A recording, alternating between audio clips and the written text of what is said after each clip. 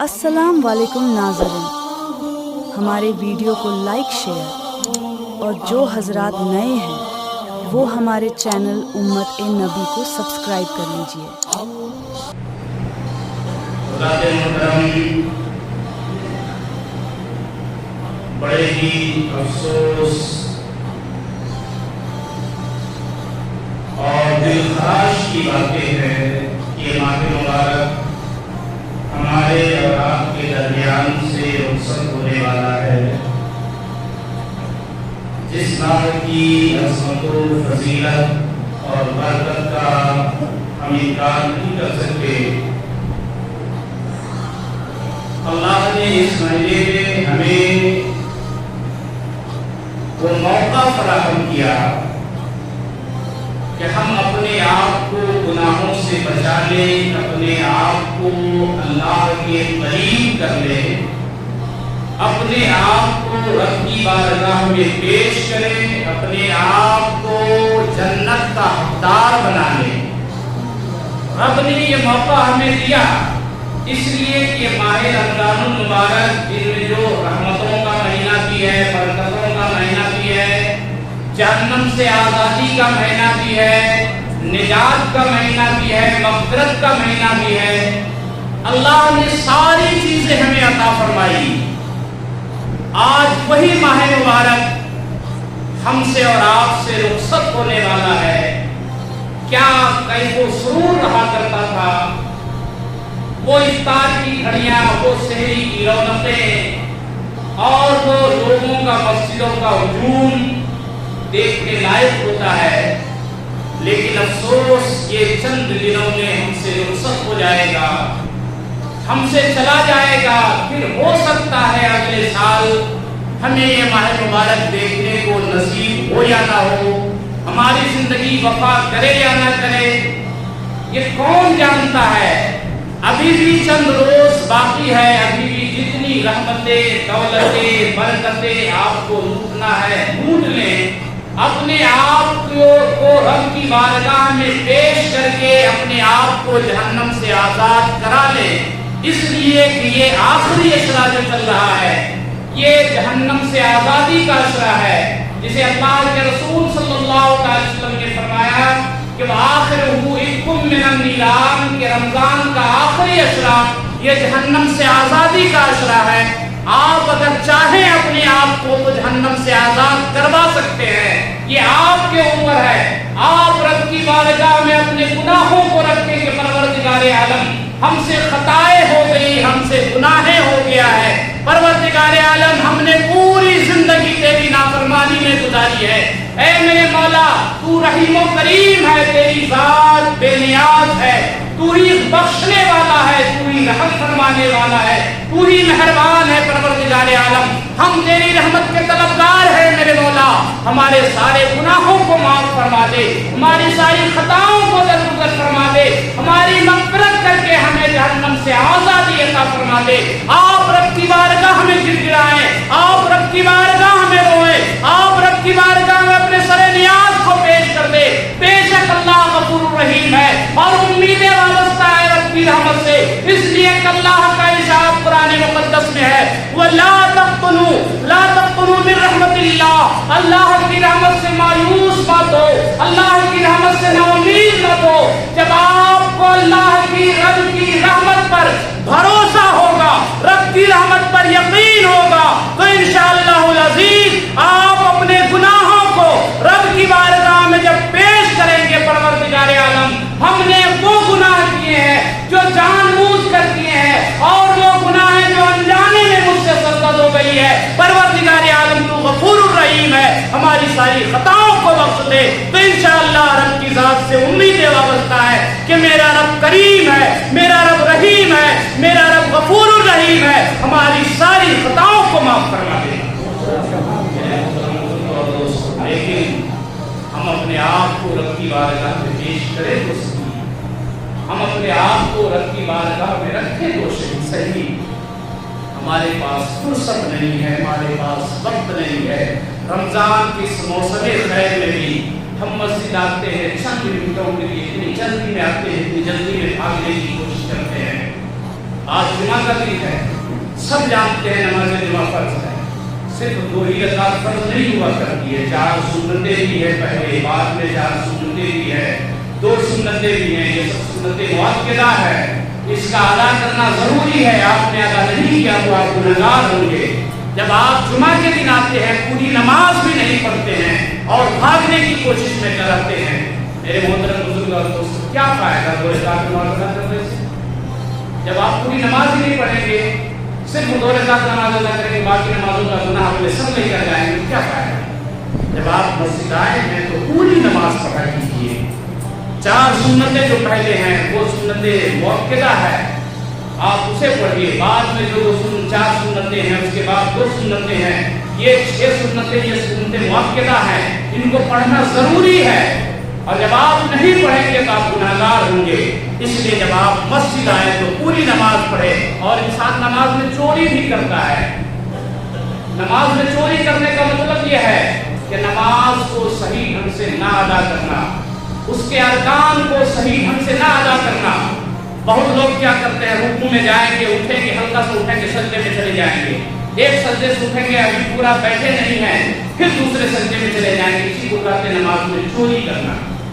نماز کے جو ارکان ہے، تعدیل ارکان واجب ہے، واجب، نماز کو ٹھہر کر اس کے ارکان کو ادا کرنا یہ واجب ہے، اور ہم ادا نہیں کرتے، اور جب ادا نہیں کرتے تو ہمارا واجب چھوٹتا ہے، اور جس کا نماز میں واجب چھوٹتا ہے تو سجدہ سہو واجب ہوتا ہے، اور جب سجدہ سہو نہیں کرے گا تو اس کی نماز نہیں ہوگی۔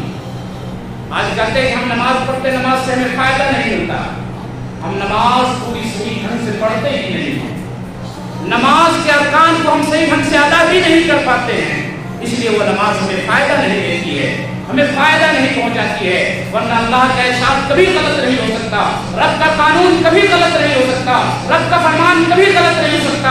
اللہ نے فرما دیا ان الصلاۃ تنہی عن الفحشاء والمنکر، بے شک نماز بے حیائی اور بری باتوں سے روکتی ہے، اور بے شک روکتی ہے نماز، لیکن ہم نماز کو صحیح ڈھنگ سے ادا کریں تب ہمیں نماز بری باتوں سے روکے گی، تب ہمیں نماز بے حیائی سے روکے گی، تب ہمیں نماز برائی سے روکے گی، نماز ہم صحیح ڈھنگ سے ادا کریں تب۔ میرے محترم بزرگوں اور دوستوں، اور ایک مسئلہ بتا دوں، آج کل نمازی حضرات کی کافی تعداد ہوتی ہے، کچھ وہ نمازی بھی ہیں جو نماز پڑھنا جانتے ہی نہیں، اور کچھ وہ ہیں جو جانتے ہیں پھر بھی جان بوجھ کر انجان بنے رہتے ہیں۔ اللہ کے رسول صلی اللہ علیہ وسلم نے مردوں کو زینت کی چیزیں پہننے سے منع فرمایا، صرف ایک انگوٹھی کا حکم دیا ہے کہ ایک انگوٹھی وہ بھی 4.5 ناشی آپ کے لیے جائز ہے۔ وہ کیوں جائز قرار دیا؟ تاکہ آپ کبھی سفر میں رہیں، حضر میں رہیں، آپ کے پاس مال و دولت ختم ہو جائے تو اس انگوٹھی کو بیچ کر آپ اپنے لیے کھانا خرید سکتے ہیں تاکہ آپ بھوکے نہ رہیں۔ اس وجہ سے، اور عورتوں کے لیے پورا جسم وہ اپنی زیوروں سے ڈھک لے، اس کے لیے جائز ہے۔ مردوں کے لیے اس کے علاوہ سونا، چاندی، پیتل، لوہا، تانبا پہننا سب حرام ہے۔ لیکن آج کل دیکھیں گے نوجوان کی کانوں میں بالیاں بھی ہے، نوجوان کے گلے میں چین بھی ہے، نوجوان کے ہاتھوں میں چھلے بھی ہے، 5 انگلیوں میں انگوٹھیاں بھری پڑی ہیں اور چھلے بھی رکھے ہوئے ہیں۔ اس سے میرے محترم بزرگوں اور دوستوں، آپ کی نماز نہیں ہوگی۔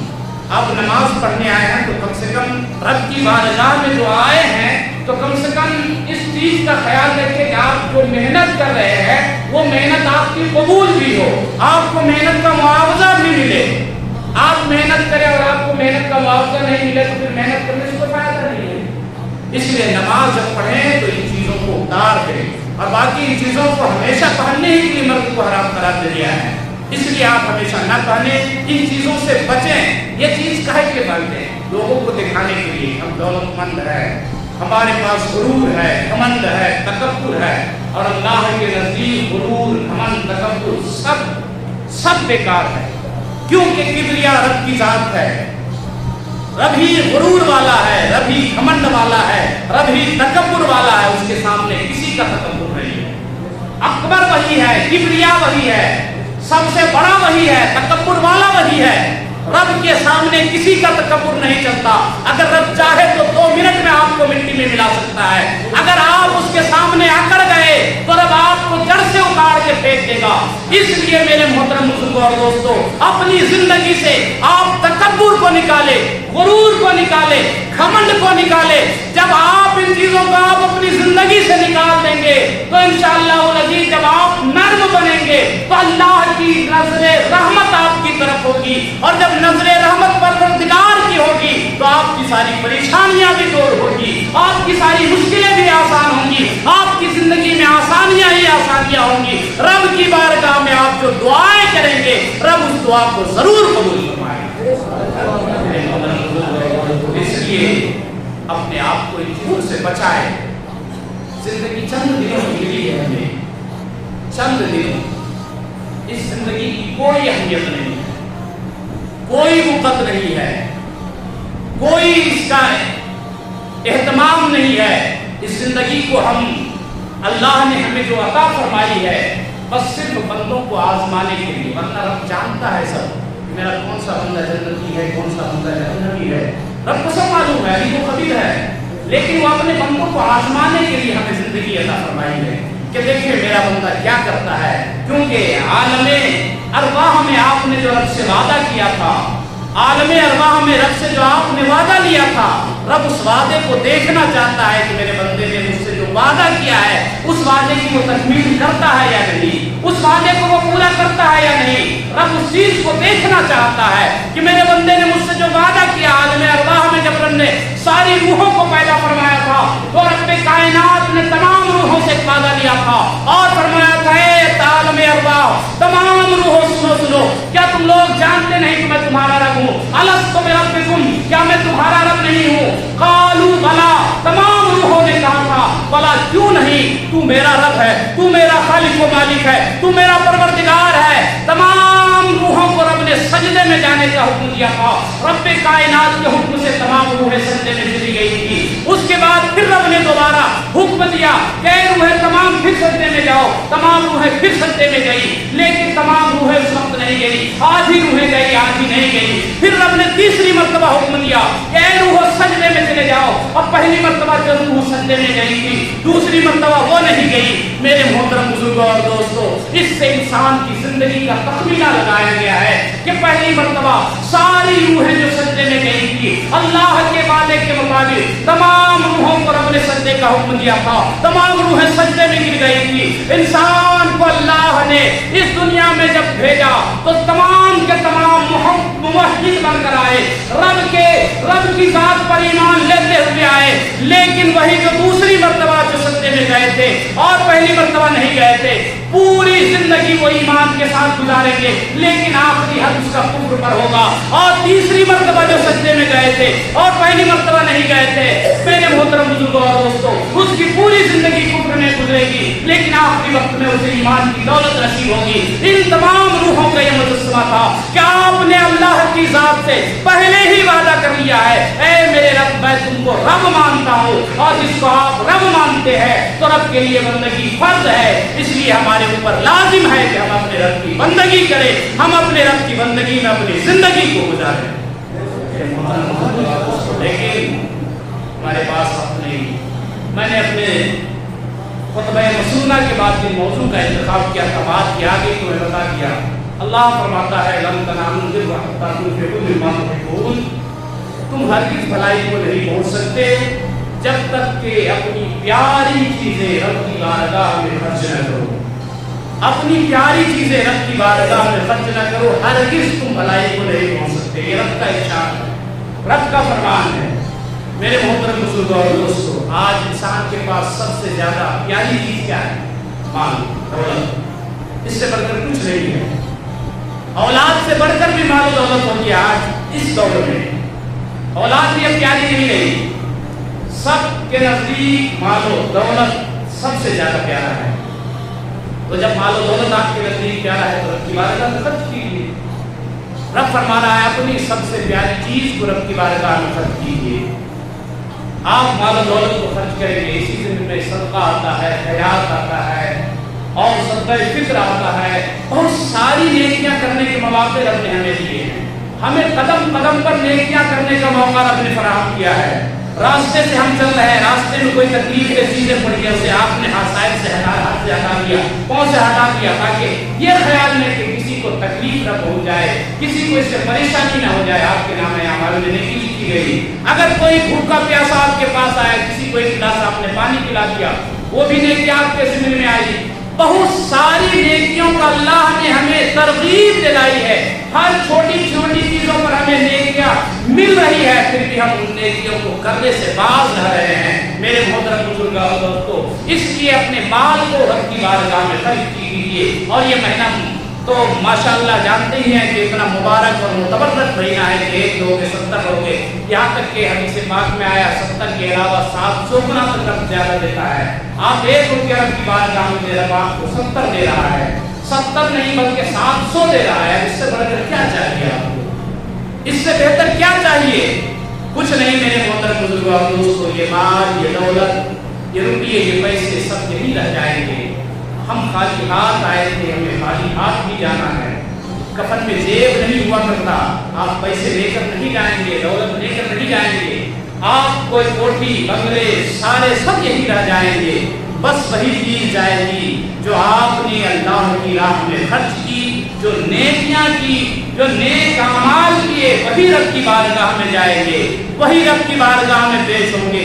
वही आपके लिए कब्र में रोशनी का सामान बनेगा, वही चीजें कब्र में अजाब से बचाएगी, वही चीजें कयामत में कयामत के अजाब से बचाएगी, वही चीजें आपको दोज़ख से बचाएगी। यही नेकियां आपके सामने जहन्नम के सामने ढाल बनकर खड़ी हो जाएंगी। यही नेकियां आपके लिए कब्र के अजाब से बचाने के काम आएंगी। जब आप ये नेकियां करेंगे, जब आप नमाजें पढ़ेंगे, रोजा रखेंगे, सदका व खैरात करेंगे, ज़कात व फित्रा अदा करेंगे, रब की बारगाह में अपने माल को लुटाएंगे, तभी अल्लाह तबारक व तआला आपकी तरफ नजर रहमत करेगा, आपसे मोहब्बत करेगा, आपसे प्यार करेगा, आपसे उल्फत करेगा। और जिससे रब प्यार करता है, जिससे रब उल्फत रखता है, जिससे रब मोहब्बत करता है, उसे जन्नतुल फिरदौस अता फरमा दिया करता है। मेरे मोहतरम बुजुर्गों, कौम बनी इस्राइल में एक शख्स था, बहुत गुर्बत और अफलास की जिंदगी गुजार रहा। एक वक्त खाता तो 2 वक्त भूखा रहता। इत्तेफाक से हज़रत मूसा अलैहिस्सलाम का उधर से गुजर हुआ। उसने हज़रत मूसा अलैहिस्सलाम को रोका, कहा या नबी अल्लाह, आप कहाँ जा रहे हैं? कहा मैं दूर पर जा रहा हूँ, रब से कलाम के लिए, रब से बातें करने के लिए। कहा ठीक है, आप रब से बातें करने के लिए जा रहे हैं तो मेरा एक काम कर दीजिएगा, रब की बारगाह में मेरा एक पैगाम पहुंचा दीजिएगा कि परवरदिगार आलम मेरी किस्मत में कितना रिस्क है, और जितना रिस्क है मुझे एक बार ही दे दिया जाए। हज़रत मूसा अलैहिस्सलाम को तशरीफ पहुंचे, रब की बारगाह में कलाम किया। उसके बाद उस शख्स का अलीज़ा बारगाह रब्बुल आलमीन में रखा। परवरदिगार आलम ने फरमाया है कि उसकी किस्मत में बहुत थोड़ा रिस्क है, बहुत कम रिस्क है, इसलिए मैं उसे थोड़ा थोड़ा करके देता हूँ ताकि उसकी पूरी जिंदगी के लिए काफी रहे। वो हज़रत मूसा अलैहिस्सलाम ने आकर बताया। उस शख्स ने फिर दोबारा कहा, या मूसा, ऐ अल्लाह के नबी, जब आप फिर रब से कलाम के लिए आए तो एक अलीज़ा पेश कर दे। परवरदिगार आलम से कहते हैं परवरदिगार आलम जितना भी रिस्क है मुझे एक बार ही अता कर दिया जाए, एक बार ही दे दिया जाए। अल्लाह तबारक व तआला से हज़रत मूसा ने कहा कि मौला, उस बंदे ने कहा है कि उसके मुक़द्दर में जितना भी रिस्क है उसको इकट्ठा उसे दे दिया जाए, इकट्ठा उसे उसके हवाले कर दिया जाए। हज़रत मूसा के कहने पर रब ने कहा ठीक है, जाओ उससे कह देना कि उसके मुक़द्दर का रिस्क उसको आज ही अता कर दिया जाएगा। मेरे मोहतरम बुजुर्गों और दोस्तों, हज़रत मूसा अलैहिस्सलाम उस शख्स के पास आते हैं और रब के अहकाम सुनाते हैं, रब का हुक्म सुनाते हैं। उस शख्स ने कहा ठीक है। दूसरे दिन अल्लाह तबारक व तआला ने उसके मुक़द्दर का सारा रिस्क उसे अता कर दिया। अब उस शख्स ने काम ये किया कि सारे रिस्क को इकट्ठा जमा करने के बाद सारे को पकवा दिया और फिर तमाम मोहल्ले वालों की दावत कर दी, और दावत करने के बाद सारे लोगों को खिला दिया। खिलाने के बाद अल्लाह तबारक व तआला ने उसे जितना रिस्क पहले दिन दिया था, अगले दिन उससे दोगुना रिस्क अता फरमा दिया। उसने फिर भी वो सारे रिस्क को राह खुदा में खर्च कर दिया। अल्लाह ने उसके बदले उसके तीसरे दिन 4 गुना रिस्क अता फरमा दिया। उस बंदे खुदा ने उस दिन भी सारे रिस्कों को रब की बारगाह में तकसीम कर दिया, रब के बंदों के दरमियान लुटा दिया, रब के बंदों को खिला दिया। अब उसकी दौलत बढ़ती जा रही है। इत्तेफाक से हज़रत मूसा अलैहिस्सलातु वस्सलाम का उधर से गुजर हुआ, देखा वो शख्स जो मुफ्लिसों कल्लाश की जिंदगी गुजार रहा था, जो गुर्बतों अफलास की जिंदगी गुजार रहा था, उसके दर पर लोगों की लाइन लगी हुई है, भिखारियों की लाइन लगी हुई है, वो भीख बांट रहा है लोगों को, वो भीख दे रहा है। हज़रत मूसा दिल में सोचने लगते हैं, आखिर इसके पास इतनी दौलत कहाँ से आई? रब ने तो फरमाया था इसके मुकद्दर में थोड़ा रिस्क है, आखिर इसके मुकद्दर में इतना रिस्क कहाँ से आ गया? कोहे तूर पर पहुंचे, रब से हम कलाम हुए, अल्लाह की बारगाह में अरीज़ा पेश किया, परवरदिगार आलम उस बंदे खुदा के पास इतना रिस्क कहाँ से आया? जबकि तूने कहा था कि उसके मुकद्दर में थोड़ा रिस्क है। आज वो खुद भी खा रहा है, गैरों को भी खिला रहा है, गरीबों को भी बांट रहा है, दूसरों को भी दे रहा है। परवरदिगार आलम उसके पास इतना रिस्क कहाँ से आया? रब्बे कायनात की बारगाह से जवाब मिलता है, ऐ मूसा सुनो सुनो, उस बंदे खुदा ने मुझसे दोस्ती कर ली है और मुझसे सौदा कर लिया है, और जो मेरे साथ सौदा कर लेता है वो कभी घाटे में नहीं रहता, वो कभी खसारे में नहीं रहता। और जो मेरे साथ सौदा किया है वो सौदा ये किया है कि मेरे बंदों को वो अपने रिस्क से खिला रहा है, और मैंने उसके बदले उसके रिस्क में फरावानी अता कर दी कि वो जितना मेरे बंदों को वो खिलाएगा मैं उससे 10 गुना उसे अता फरमा दिया करूंगा। ये चीजें हुआ आज हम माल इकट्ठा करके रखते हैं, माल जमा करके रखते हैं ताकि हमारी औलादों के काम आए, हमारे पोतों के काम आए। मेरे मोहतरम बुजुर्गों और दोस्तों, माल आपने कमाया है, क़यामत के दिन आपको ही हिसाब देना होगा। क़यामत के दिन इस माल का हिसाब आप ही को देना होगा। इसलिए इस माल को राह खुदा में खर्च कीजिए, अल्लाह की राह में दीजिए। रब की राह में आप जितना देंगे आपके माल में फरावानी होगी, आपके माल में ज़्यादती होगी। अल्लाह करीम की बारगाह में दुआ है